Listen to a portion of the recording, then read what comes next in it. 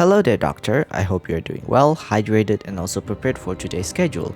In our last appointment, we talked about Amiya's caster form, and as for today, we will talk about the same operator, however we will talk her on a different side of Amiya, and that is Amiya's guard form. ドクター、会えてよかったです。私の姿ですか？怖がらないでください。後でちゃんと説明しますから安心してください。何が起きてもドクターのことは傷つけさせないと誓いますから。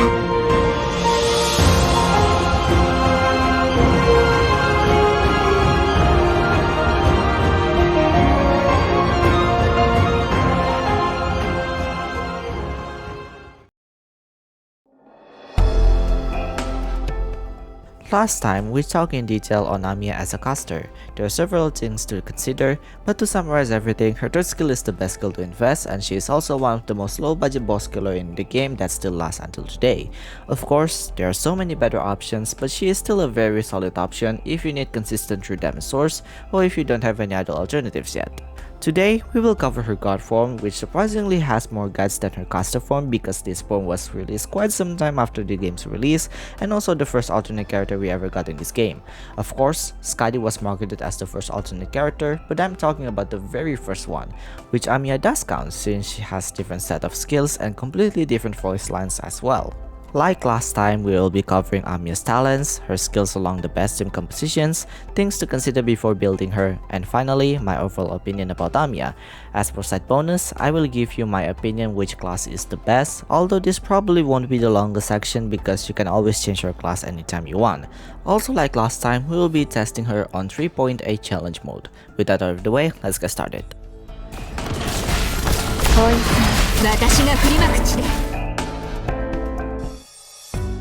For the sake of this video, we will call her Amiya instead of Guard Amiya. Amiya is an arts guard that specializes in tanking arts damage, global support, rapid arts damage, and also boss killing.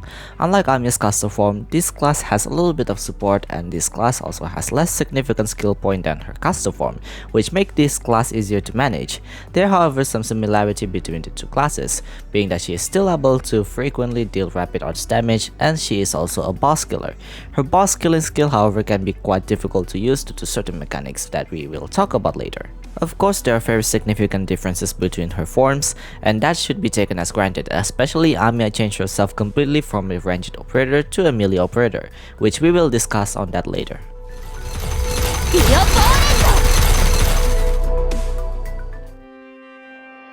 Unlike her caster form, Amiya only has one talent called Wrathful Cerulean Flame, where she will increase your whole team's attack and defense by 7%, and the effect is double when she uses a skill.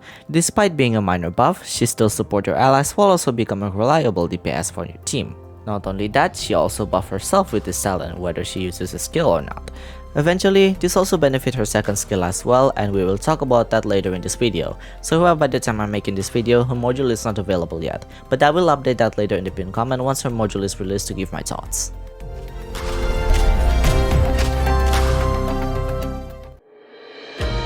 それが必要な戦いならば、これはかつて私が一番信頼していた人が教えてくれた言葉です。 This is easily Amiya's strongest skill if you want to use Amiya more often. This skill is very straightforward, very simple, and also have great damage. What makes this more interesting is that her damage is still quite impressive even when your enemy has high arts resistance. With how arts damage are calculated, 2 hits deals the same damage as an attack with 200% attack multiplier, meaning any buffs are applied twice. The arts dodge from her skill is simply a cherry on top, as this buff makes her tankier to arts damage from your enemies. Arts guards from the beginning are always tanky from arts damage as they have high HP pool and have initial arts resistance. But thanks to her arts dodge, this makes her one of the tankiest operator facing arts damage even at Talula's Firestorm or Mankagoga's continuous arts laser. Added with Amiya's talent, this makes Amiya a great DPS and also a great support for her allies, especially with respectable skill points requirement and long skill duration. I also would like to emphasize that Amiya is an okay lane holder. Of course, there will be some leaks if you're facing hordes of enemies, but against few enemies or just consistent waves in general, this skill does the job as a lane holder and support just fine. Generally, you want to have a caster or sniper in your team for more DPS anyway, so lane holding for Amiya can be much easier thanks to them. Since Amiya's skill deal pretty good damage to her enemies in front of her, she usually kills them before they can pass her. She is however not as good of a lane holder as other operators with 2 blocks or above, and she can be quite unreliable for lane holding when her skill is not active. If you want to be safe, you might want to add another operator behind her, and it could be Guardian Defender for sustain, preferably Sagia, the Lord Guard for additional DPS, or maybe Instructor Guards, preferably Halas for additional DPS and added support. Whishlash and Swire are okay alternatives. If you ever want to main Amiya's card form, then this skill is the way to go. Any buffers will do to maximize her damage. Based from my own experience, Amiya's first skill is quite convenient and I've been using this skill almost everywhere because it's great damage alone and from the slight global buff talent. Even though 30% mastery increase doesn't seem that high in paper, but remember that she attacks 2 times so her damage is doubled. I highly recommend you to build this skill to mastery 3 if you want to get the most value out of her.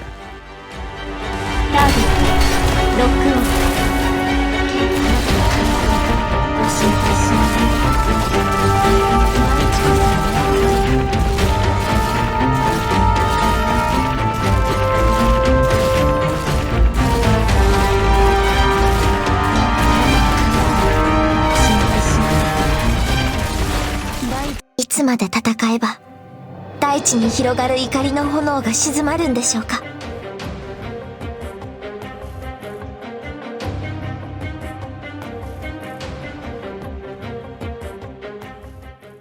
Before we get more detailed, the last of Amiya's first phase will be 440% of Amiya's attack to true damage. Anyway, similar to Amiya's custom form skill, this skill is also used for boss killing purposes as it has high nuking damage from the initial hits, and if it managed to kill at least 3 enemies within her slash range, she increases her resistance and attack, making her extremely tanky to enemies with arch damage and deal continuous true damage.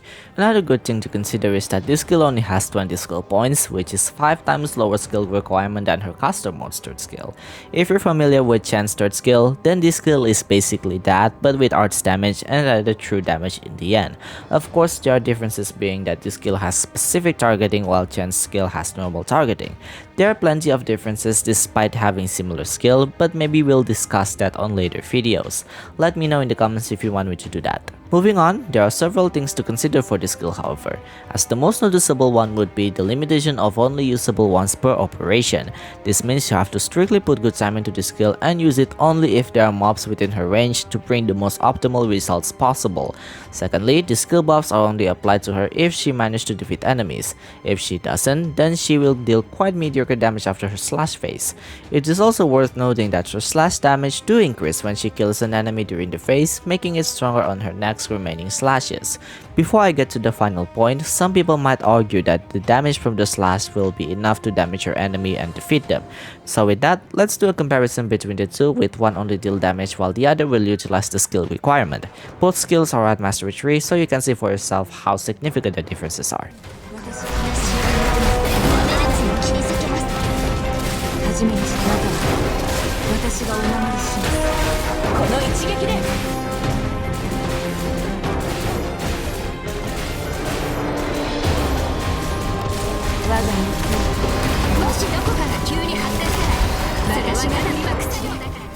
So as you can see from the clip alone, Amiya with buff skill deal more damage to Skull Shatter, while unbuffed still left with a lot of HP available despite it deal more slashes to Skull Shatterer. In here, she only have 2 stacks, so you can imagine how powerful it is at maximum stacks. Now fair enough, doing this is frankly impractical because the requirement can be quite hard to execute, and since the last hit doesn't hit the boss, at one point the final hit can be a big waste since that is the highest burst damage that you can get from Amiya, and let alone the damage is true damage. But at the same time, you do have very high chance to kill the trash mob from the final slash, so she does get at least 1 stack of her buff from it. The best and most practical way to use this skill would be using buffers, and I will explain more on that later. And finally, the skill by itself doesn't bring the best potential to her talent, as her talent doubles the effect when she uses her skill. Since this skill can only be used once, the talent best effect also only applied once. It is worth noting that Amiya's talent will be triggered after her final slash. Important to note, her talent makes up Amiya's damage by increasing Amiya's damage even further if you're unable to kill anyone within the skill range. So in a way, she still gained 14% attack buff from her talent, but you still want to utilize her buff the best way possible by stunning at least 3 enemies before she starts killing her main target. But again, this is not the most practical way to use her either, because like I mentioned on my last video, most bosses come alone, so it's really difficult to pull off this requirement. Since we're in topic with Amiya's boss killing skill, I think it's good to address that unlike Amiya's caster form skill, this version is much easier to control, not only from the obvious skill point cost, but also the targeting. Since Amiya blocks only one enemy, this means that Amiya can only target the boss, unlike her caster form where it has normal targeting and can easily get distracted because of the targeting rule.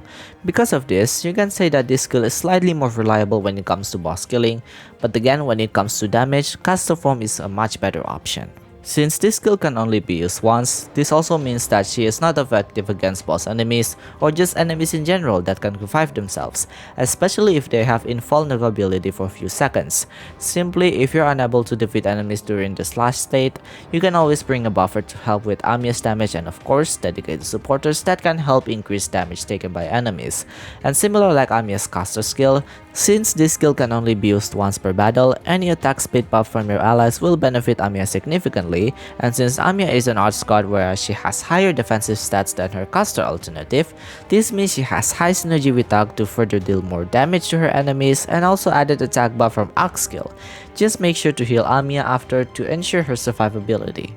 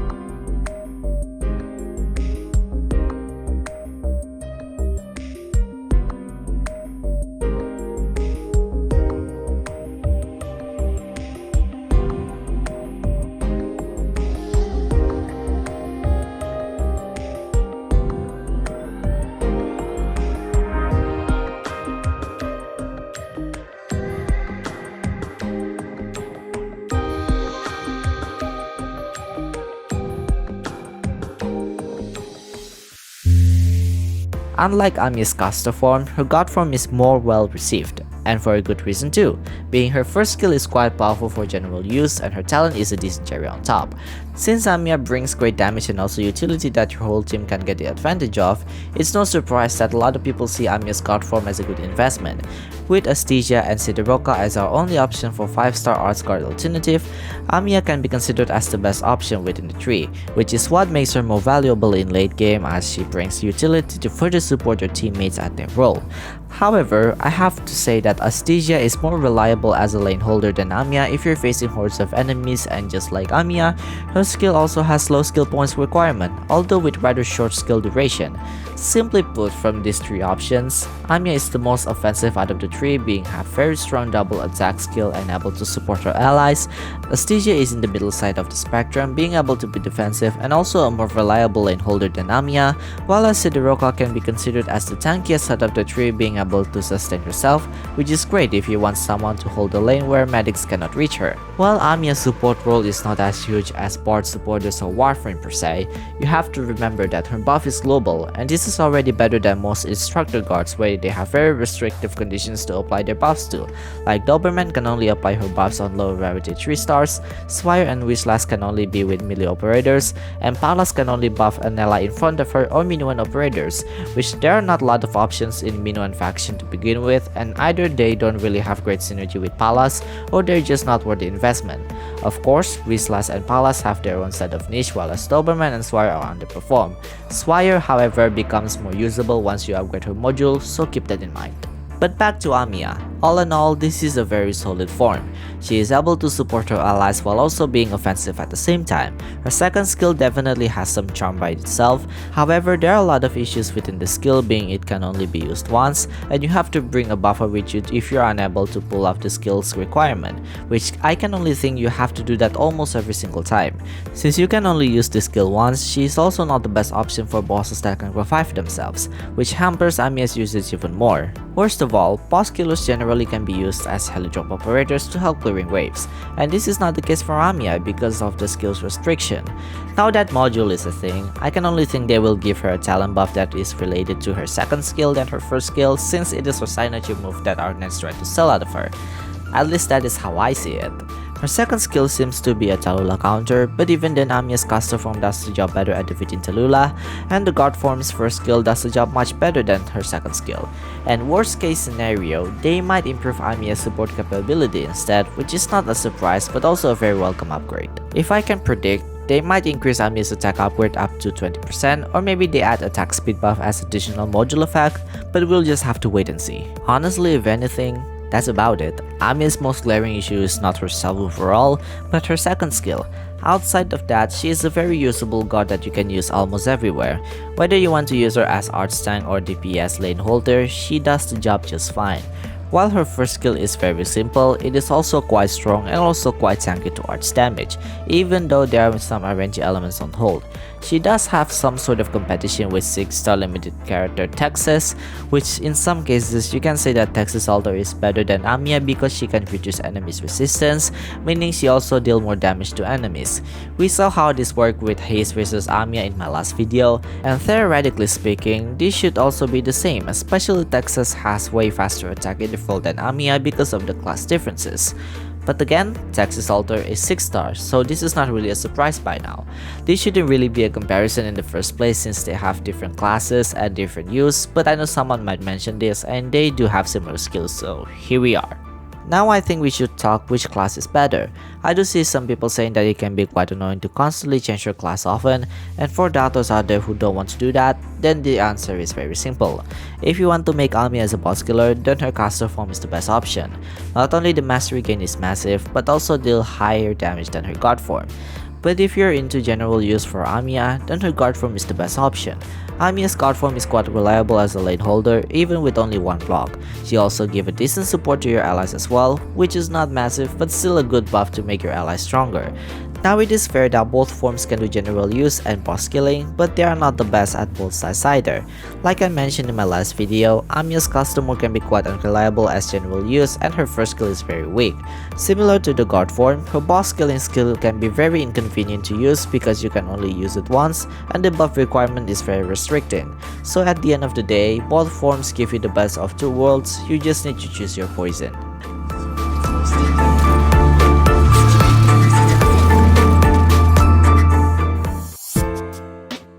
To wrap this video, you do gain Amiya's god form at a lead to chapter 8, so you will eventually get her. Both skills are very powerful. However, her second skill can be very underwhelming compared to her caster form's third skill.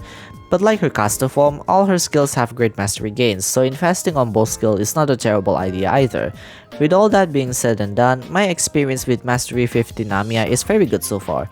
It was worth the materials, but again I don't personally recommend you to go that far on Amiya since the materials you use on Amiya can be used on someone else and is equal promoting 5-6 star operators. My personal advice is to invest on her third skill for her caster form and invest on her first skill for her god form. The rest of her skill masteries are pure luxury despite being powerful, and if you do want to invest on them, just skip her first skill.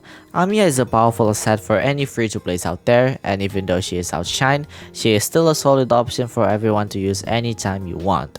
And with that concludes our appointment. If you like this video, please be sure to give it a like to help this channel getting more noticed by the algorithm. And if you don't want to miss out my videos, consider subscribing to my channel. If you want another operator to be hyper-analyzed like this one or you have some thoughts, then be sure to let me know in the comments.